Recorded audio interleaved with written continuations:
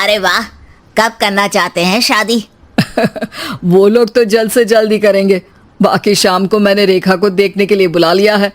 तेरा घर छोटा है तो तुम लोग मेरे घर ही आ जाना। राकेश और उसकी बीवी सारी तैयारी के साथ रोहित और रेखा की शादी कर देते हैं। लेकिन अगले ही दिन, देखो रेखा, शादी भले ही हो गई है, लेकिन तुम ये मत सोचना कि मैं किसी जोरू के गुलाम टाइप रहूंगा। रेखा को रोहित की बात अजीब लगती है। मैं ये तो सोच भी नहीं सकती और ना ही चाहती हूँ, लेकिन शादी के अगले ही दिन इस तरह की बात की उम्मीद भी नहीं थी। रोहित रेखा के मुंह से ये बात सुनकर गुस्सा हो जाता है। अरे, काफी जबान भी चला लेती हो। माँ ने सिखाया नहीं कि पति से कैसे बात करते हैं? रेखा अब चुप रहने में ही भलाई समझती है। रेखा, जल्दी से नाश्ता तैयार कर लो। आज पहला दिन है, सारे काम तुम्हें समझा दूंगी।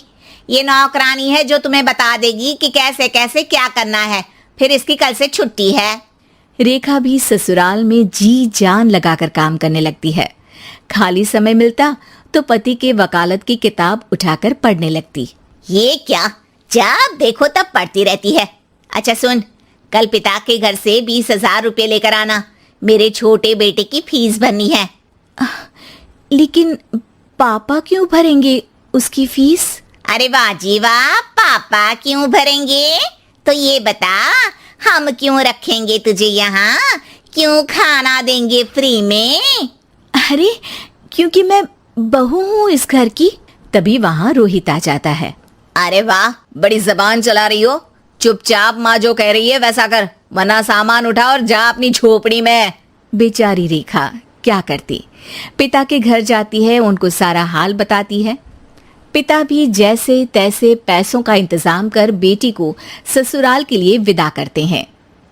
देखा, अब कहाँ से आए पैसे?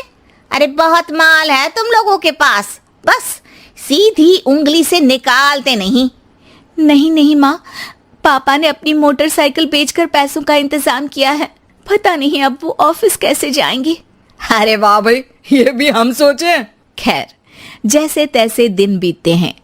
रेखा जहाँ एक प्यारे से बेटे की माँ बनती है, तो वहीं उसका वकालत की किताब में ज्ञान और गहराता जाता है। हे भगवान, बुरे फंसे। ये केस तो लगता है कि मैं हार ही जाऊंगा। देखिए, मैंने आपकी इस केस की फाइल पढ़ी थी। इस केस को जीतना बहुत ही आसान है।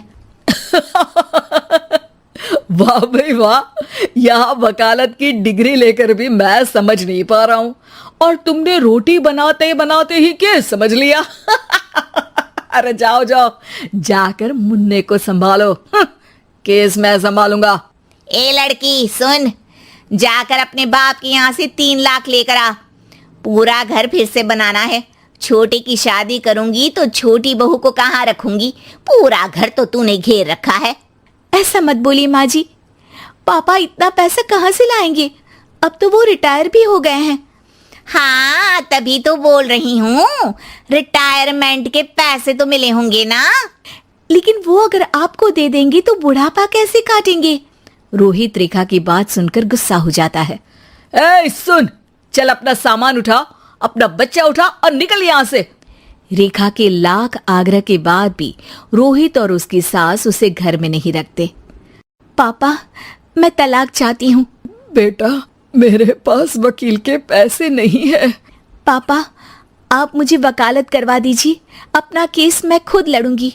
इस बार रेखा के पिता भी उसे ससुराल ना भेजकर रिटायरमेंट के पैसों से वकालत करवाते हैं। और फिर एक दिन कोर्ट के बाहर, रोहित, आज तुम अपना ही केस हार गए, वो भी उस लड़की से जिसकी तुमने कभी कदर ही नहीं की। रेखा, मुझे माफ कर दो। मैं इतनी बड़ी अमाउंट कहाँ से लाऊंगा? मैं हर महीने पैसे नहीं दे सकता तुमको। पैसे वहीं से लाना जहाँ से तुम मेरे पापा को लाने के लिए मजबूर करते थे।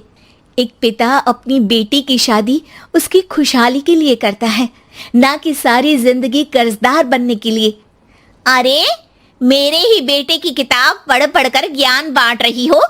वकालत की किताब तो ससुराल में ही पढ़ी थी ना। बिल्कुल, यहाँ मेरी गलती रही।